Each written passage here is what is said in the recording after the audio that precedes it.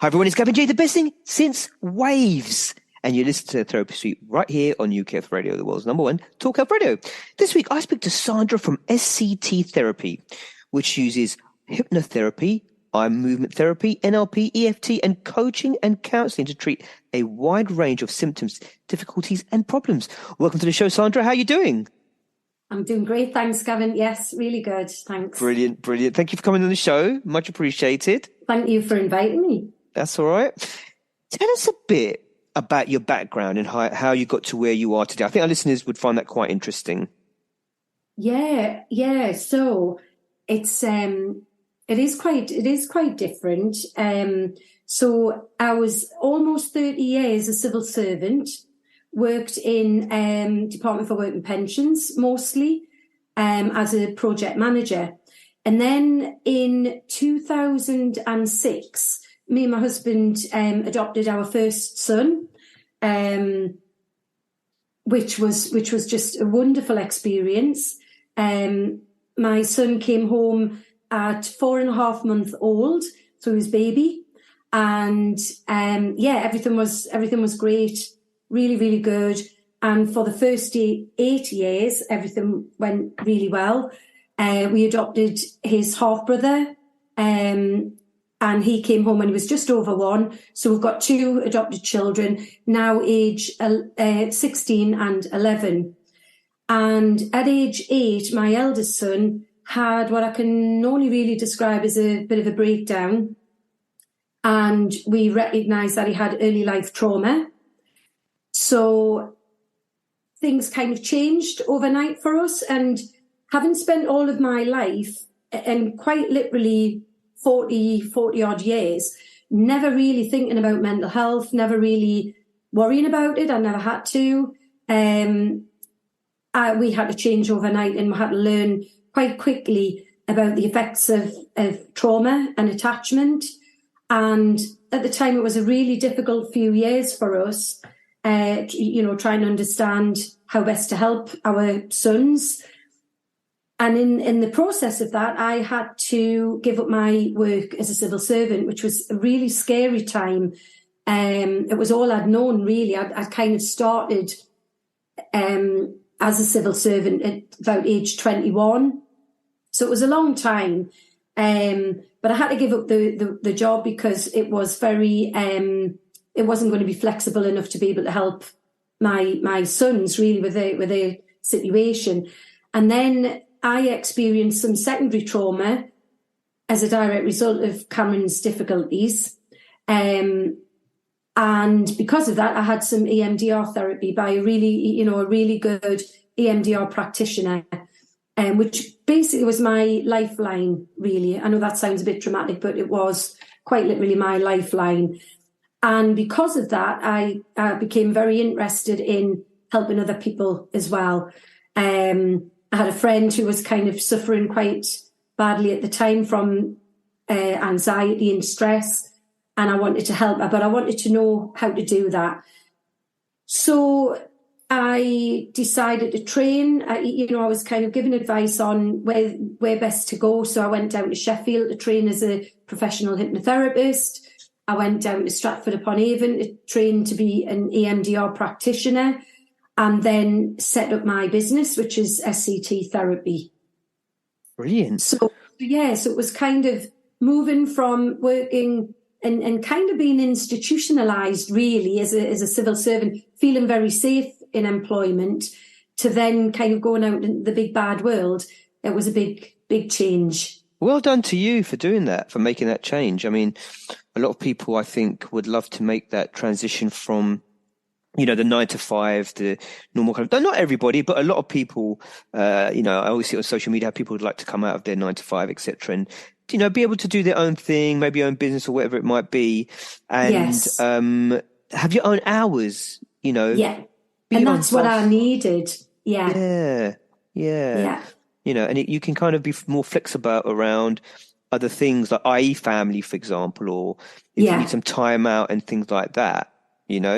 Which is brilliant, really. Talk to us a bit more about the business and what's involved. So again, going from somebody who really didn't know very much about mental health. I didn't really know much about the brain, the mind, the body.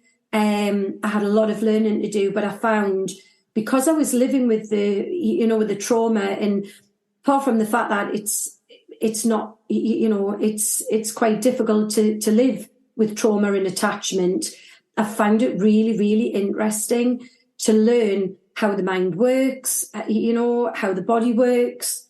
And I just kind of realised that was that's what I wanted to do. So I was trained by a really exceptional hypnotherapist, and learned an awful lot about the body and mind, and just found that I became more and more interested in the trauma element, kind of understanding how it affects different people, how sometimes it doesn't affect people at all, even, if they've experienced the same type of,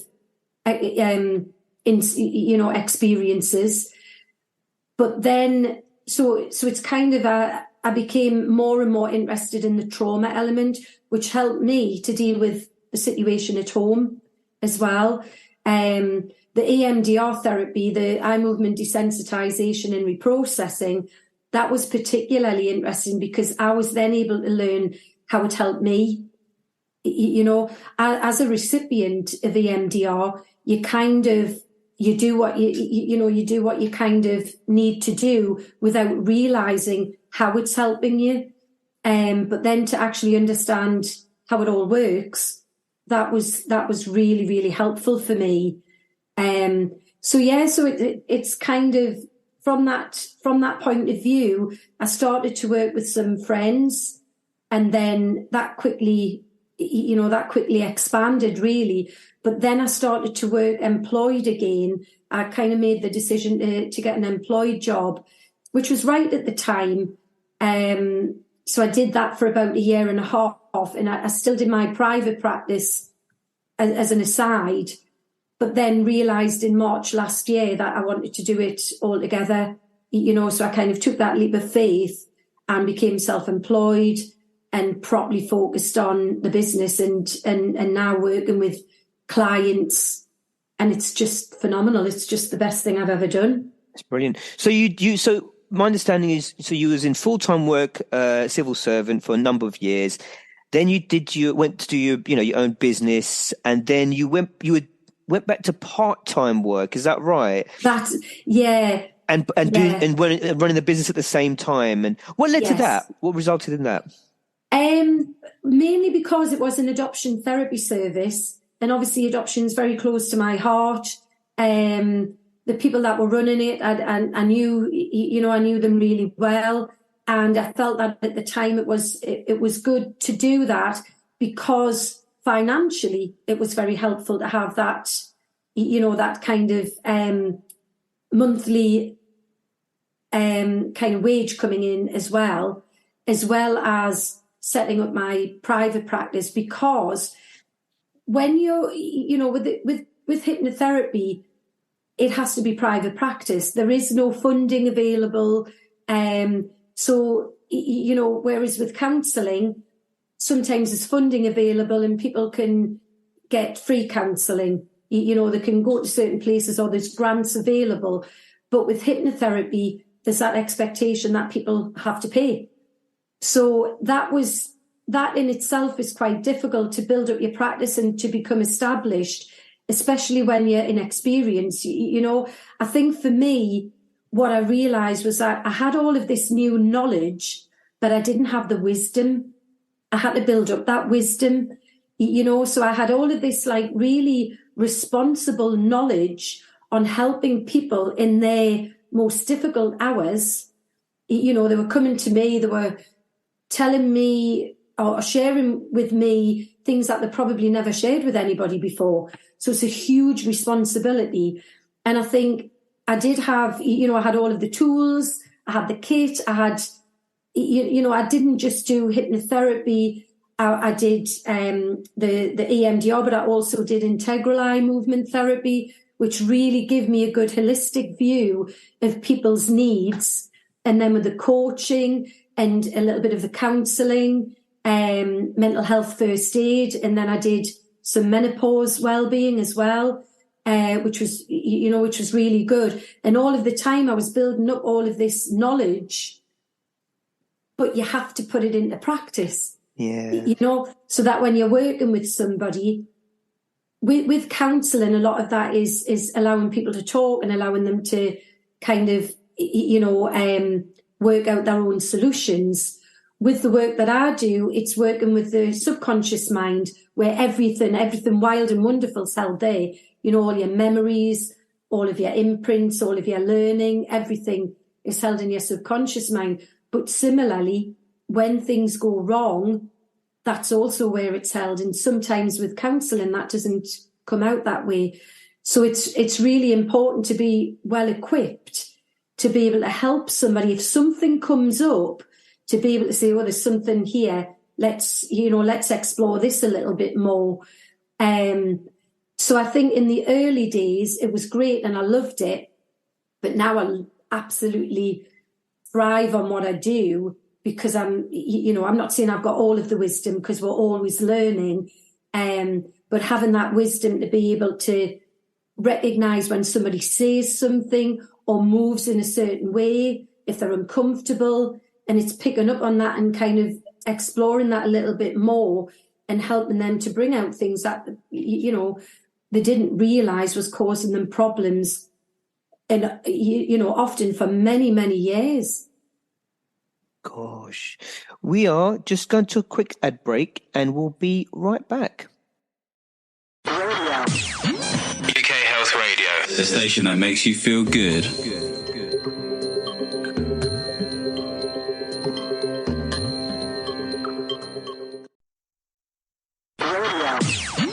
UK Health Radio, the station that makes you feel good.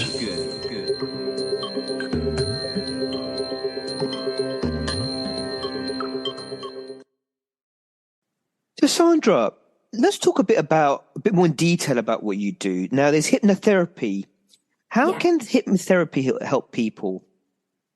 Okay, so with hypnotherapy, and again, it's always a strange one when you start to talk about hypnotherapy with people, because people think about what's on the TV. Yeah, and that's what I think about. And it's nothing like that at all. The hypnosis side of it is about helping people to relax into their altered state of mind, so their relaxed mind, their subconscious mind.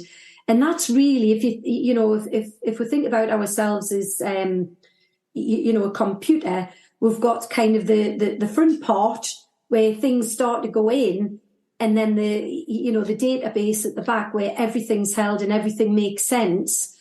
But sometimes the conscious mind and the subconscious mind are quite separate. So the way I describe it to people is, we have a conscious, a cognitive mind, a conscious mind, and we can only think of about 7, 8, 9 things at any point in time. Anything more than that, and our subconscious mind kicks in and helps us out. So, for example, if you're driving to work and you're thinking about too many things, thinking about what's for tea, what you need to do, who you need to speak to, all of those things. And then all of a sudden you kind of arrive at work and you think, oh, crikey, I can't even remember, driving here. Well, that's because your subconscious mind has kicked in, because in your subconscious mind, that's where your memories are of learning how to drive, all of the behaviours, all of the habits that you have in order to be able to drive. So the hypnosis side of things is my job, is to act as facilitator to help that person to relax so that we can tap into the subconscious mind. So, and then once we tap into the subconscious mind, the client is in control all of the time. I can't make anybody do anything that they don't want to do. But if they want to make changes, for example, then that's where the changes are made. Brilliant. So the hypnosis side is to help the client to get into a relaxed state of mind, and the therapy side is about making the changes that person wants to make in order to improve their life or recover from something that's been difficult. So, for example, I've just worked with a client who had motion sickness, and had motion sickness from being quite a young girl. But when she was driving herself, when she was in control behind the wheel, she was absolutely fine. But when she was in a car with somebody else, she would have motion sickness. And what we've realised together, you know, by exploring with hypnotherapy and with EMDR as well, is that actually at a very young age, something happened, and it's nothing sinister or anything. It was something happened that was associated with being in the car. And it was quite upsetting for this, you know, for this person. And because of that, she actually told her mind that she was going to be getting into a car and she wasn't going to be driving, and she was going to be sick. She was going to suffer from motion sickness. So without realizing, we actually do that to ourselves, and our bodies react. You know, it's a bit like the body eavesdrops on the mind. And if the mind is not in a good place, then the body reacts accordingly. So if you're in a negative frame of mind, you pre-program your mind like, oh, today's going to be a bad day. And the whole day, you've just programmed your mind so that it's a lot of negativity and you're not going to change it. And this is where that whole being positive, thinking positive, no matter what the situation, that's where that kind of comes in. Is that right? Absolutely. And it's about, you know, in society teaches us to be kind to everybody else and to look after everybody else and to show compassion to everybody else. But we're not, you know, along the way, we forget to, or, you know, a lot of people forget to look after themselves and forget that actually they are the most important people in their lives. And if we don't, you know, if we don't act that way, then we can give and give and give, and then you'll have burnout. And then give and give and give, and then burnout. You know, so part of the work that I do is to help people to remember that and to have those kind of coping strategies so that, you know, kind of that's how we can recover from things that are, and remember how to have that positive frame of mind. Because if we don't, then we can create our own circumstances. So what do you think is the best way to start the day? What would you advise someone? Just talking generally, not anyone with any challenges or problems, just how should we all start the day, really, do you think? Really importantly, to remember to breathe, okay? There is an element where we do that naturally, we know that, but we tend to get into really bad habits on how we breathe, and breathing and noticing our breathing is really, really helpful. So I tend to do, you know, in the morning when I get up, I do a little bit of balloon breathing just to make sure that I'm not carrying anything from the day before, and I've just got a clean slate and I can, you know, kind of get on with the day. And that feels really good. So breathing's really important. And the other thing that's really important is if something is bothering us, rather than trying to distract ourselves from it, it's about noticing it, noticing what it is that's bothering us and just working through it. And the way that I do it in my practice is with bilateral stimulation, which is quite literally left, right, you know, just tapping left, right on your thighs, or kind of butterfly hugs, you know, kind of just tapping. And that provides a message to our body, you know, our central nervous system, our gut brain, our heart brain, our brain just says, you know, it's okay, everything's all right, we've got this. Because sometimes what can happen is we can get into the habit of naturally being in that negative threat state of mind, fight, flight, freeze state of mind, because life is so fast-paced these days. And there's an awful lot of stress and anxiety goes on, and people think that they have to live with anxiety, and we don't. We don't have to. 100%. Yeah, you're right. Things do move really quickly. And I think, like with social media, for example, I mean, which can, you know, if people are in business, for example, you've got to keep an eye out on everything. You've got to be constantly on it, as well as your own day-to-day work. And then you might have a family. Generally speaking, things are so fast-paced, aren't they? Yeah. They are, and I do think as well that, you know, kind of, we are born as human beings to be quite selfish, you know, it's all about us because we're dependent on our caregivers. But then very quickly we are, you know, made to forget that, and, you know, we have to be kind to people. And it's really important to get that balance back of self-care. And, you know, it's helpful to have a little bit of self-awareness as well, because otherwise a lot of people that I know through networking and things like that, they will perform at really high levels and then they'll burn out, you know. That's and then they'll come straight back and then they'll perform at really high levels and burn out.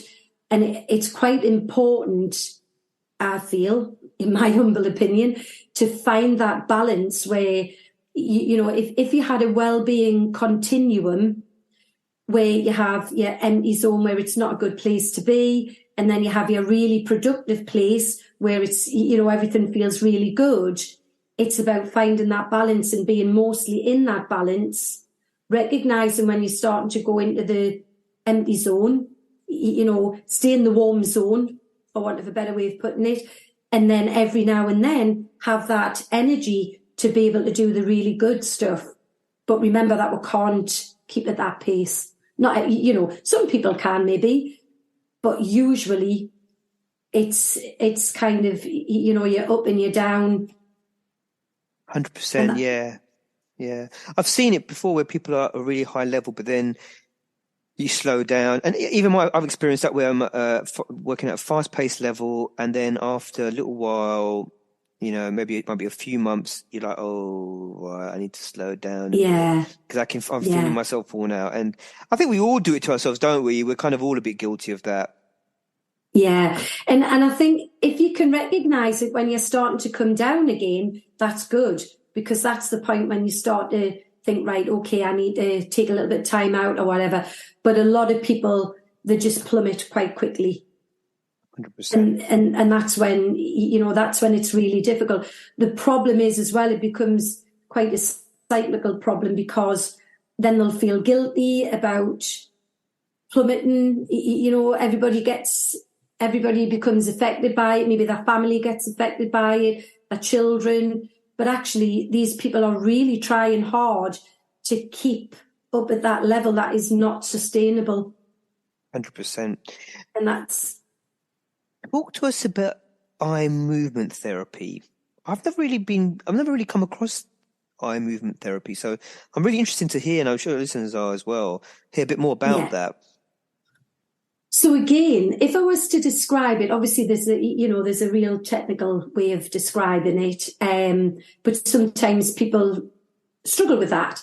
So the way that I would describe it to my clients is, at a night time when you go through the different stages of sleep. So we've got our circadian rhythm, and we have 4 stages of sleep. Some people say 4 or 5 stages of sleep. When we get to REM sleep, which is rapid eye movement sleep, that is where our bodies, do all of the recovery work. They do the processing, healing, re-energizing, all of that type of thing. And that's obviously rapid eye movement. So when you're in that sleep pattern, you might even feel as if you're actually awake, and you can feel your eyes fluttering a little bit, but you're not. It's kind of your conscious mind is pretty much asleep, but your subconscious mind is always working. Our body's always kind of working. There are times when we go into a real deep sleep, and that's not always a good state to be in, because we're not doing any recovery work, we're not doing any processing work. So again, I think this is right in saying that, I think it was 1987, a lady called Francine Shapiro created EMDR, eye movement desensitization and reprocessing. And she was a very clever psychologist who was psychiatrist who was working with veterans at the time. And I believe that she had some kind of illness herself, And she was sat one day and seen the trees moving. So kind of, that whole movement. And it really helped her to calm and process. And what she did was she went off and did a lot of exploration, a lot of work, investigation around the effects of that kind of movement. And that's where it all came from. So the way that I describe it to my clients is when they have a trauma or a pain or something that is causing them bother, anxiety, stress, anything like that, when we notice it, when we really, really focus on that feeling, that emotion, so if somebody has anxiety, they might be fearful of something. So if we really focus on that fear, the level of the fear, the intensity of the fear, and we do either eye movement or bilateral stimulation, which is left, right tapping, then the body finds a natural way to reduce the intensity of that fear and helps the natural process to kind of reprocess whatever memory it is or whatever event it is that is associated with that feeling. So, for example, you may have somebody who was in a car crash and they may, they may have been knocked unconscious and not remember anything, but actually the subconscious mind may remember an ambulance arriving and, the sirens going off. So even though that person is unconscious as such, they're not aware consciously, and they're taken off to hospital and they recover, and, if they've got broken bones or whatever, they physically recover, but the trauma may still remain. And it could be that they're walking down the street and they might hear a siren and it may take them back to that place, all of the feelings, all of the sensations, the fear, the fright, all of those types of things. It might take them back to that place, but by doing EMDR therapy, it can reduce the intensity of that and actually allow that processing to take place. So in the stage 3, 4 of REM sleep, when we do our normal processing work and we process the things that's happened that day, and that all gets put away into the filing cabinet in our brain, when things get stuck, when we have trauma or whatever it is, with EMDR, you can do that manually. Very interesting. Mm-hmm. It's quite a lot to it as well, isn't it? And I think it's association when people might go back to the scene of an incident, maybe. So maybe something happened somewhere to that person. Yeah. And as soon as they see that environment or, it might trigger back the thoughts and that kind of thing. Is it a bit like PTSD? Is it a bit like PTSD, stuff like that? It is, yeah. It is that, so with EMDR works really well with PTSD. The thing is as well, the interesting part of all of this, which is why I'm so passionate about working with people with trauma, is often the event itself is not what's created the trauma. So, for example, if you work with, if you work with rape victims, it may not be the actual rape itself that's caused the trauma. It can be something else. So, to give you an example, I worked with a client a long time ago, and I'm not kind of divulging anything, but their trauma, they'd had a lot of counselling, and the counselling always concentrated on the rape itself, the incident itself. But actually, it ended up where the trauma was stuck when that person was stuck in a police car waiting for the person who'd perpetrated them to be arrested, because it had to kind of show the police where this person lived.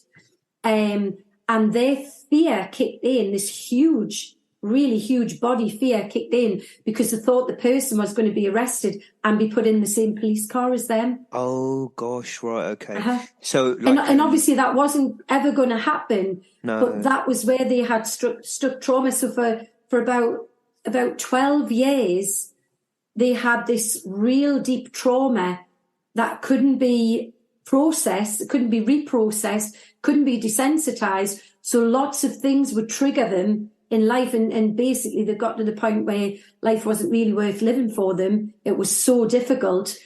But then once we were able to explore and establish that was where the fear was, you know, and process it, doing EMDR, that was when they were able to make the recovery. Right. Okay. So it's almost like it's what the person interprets in their mind, which might not happen, or it might not be happening, but because they've kind of had that thought, that's it. Their mind and body are now reacting to that actually happening. Is that right? Yeah. And it's all down to perception, isn't it? Because, you know, how many times have you sat in a meeting and you might have been proactive in the meeting, and then you come out and somebody says something to you and you think, was I in that same meeting? You know, it's all down to our perception and how we take on information, and that's all to do with our filters. You know, that's all to do with how we were brought up, what our beliefs are, and all of that. And we're all completely unique.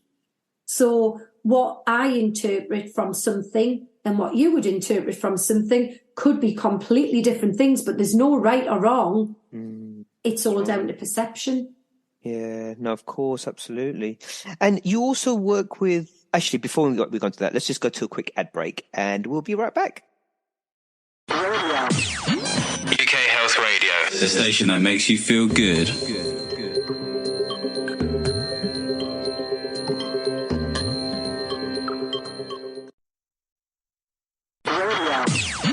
UK Health Radio, the station that makes you feel good.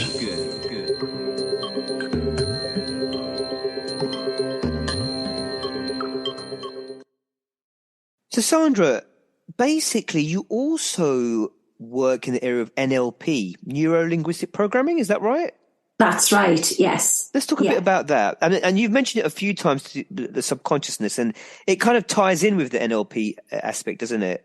Yeah. So with neuro-linguistic programming, so the neuro is obviously the brain, you know, kind of how we transmit information. The linguistic side is the language. And that's verbal, written, all sorts, you know, the communication side of things. And the programming is probably the most interesting because that is how we are programmed. That's how we learn. So, for example, when we go to school, we learn very differently.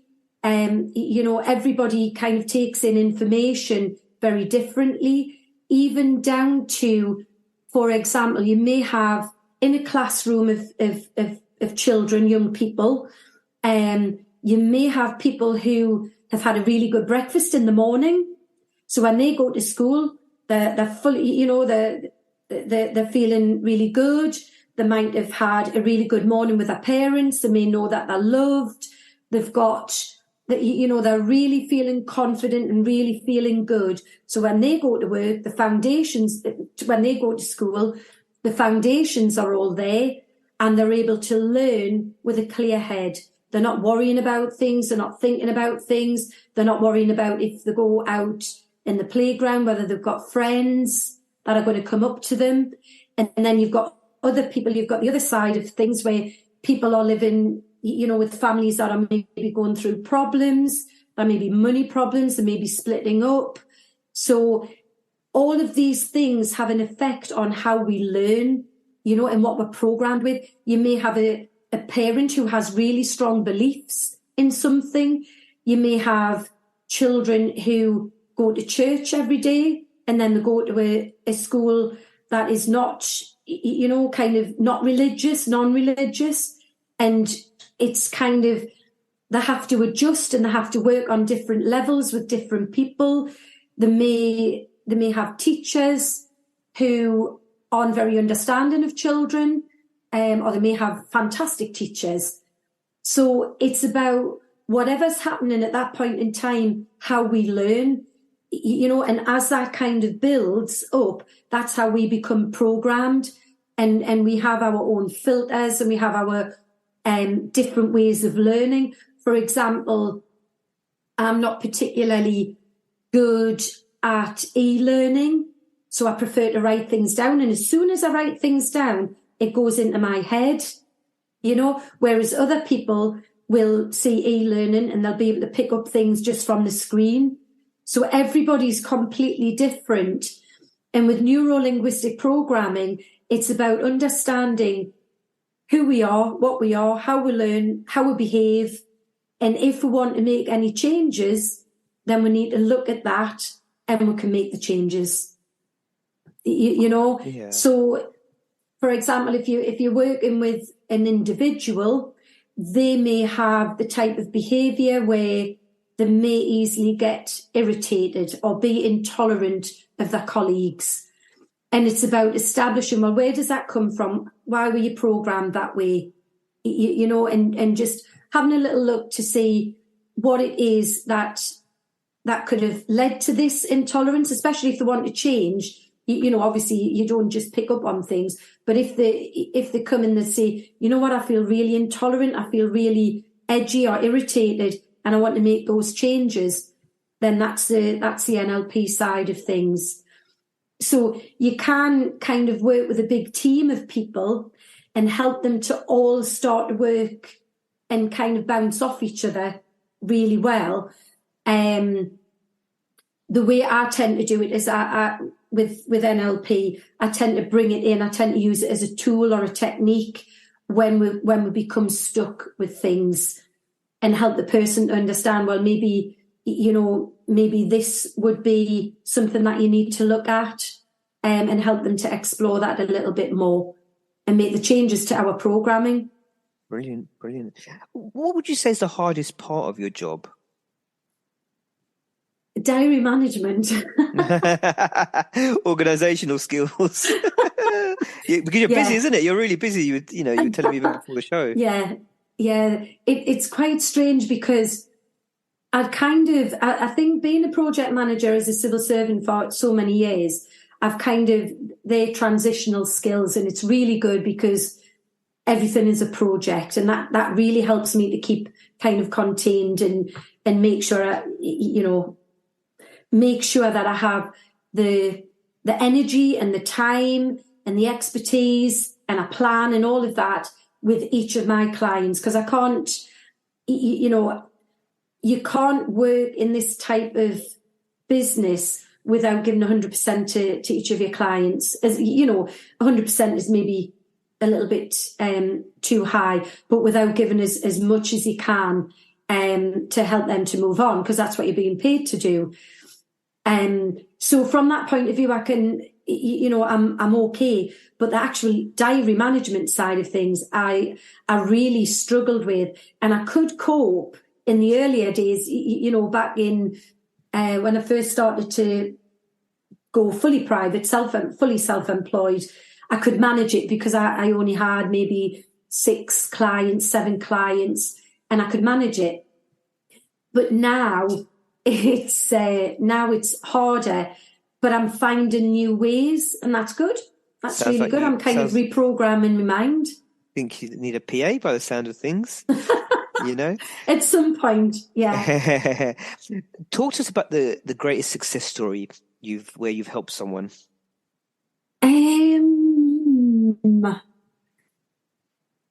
think that at 50, bearing in mind I'm coming up to 56 in April, I think that retraining at 50 and doing what I do, and having the success that I have, I've helped a lot of people to recover from a lifetime of difficulties.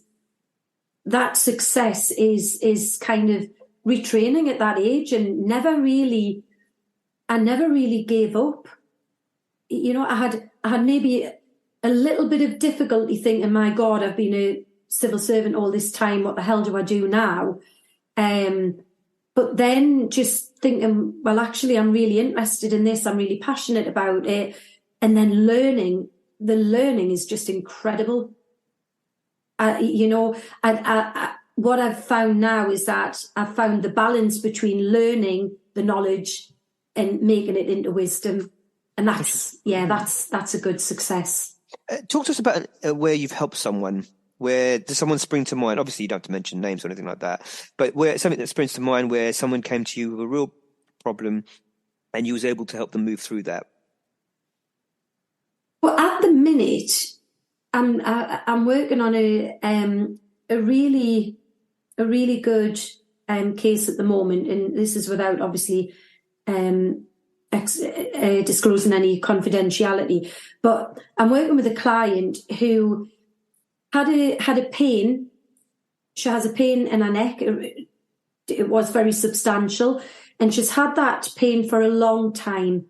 You know, I'm talking years and years and years. And it got to the point where it was becoming really, really difficult. So she went to an osteopath, yeah, probably about a month ago. And the osteopath did lots of different, kind of checked out the muscles, checked out the joints, and they couldn't find anything basically. And he'd spoken to my client and asked if she was suffering from any stress or any anxiety at the time, and she was, there was considerable things going on. And he says to her that he suggested getting some EMDR therapy because he felt that it was some kind of trauma.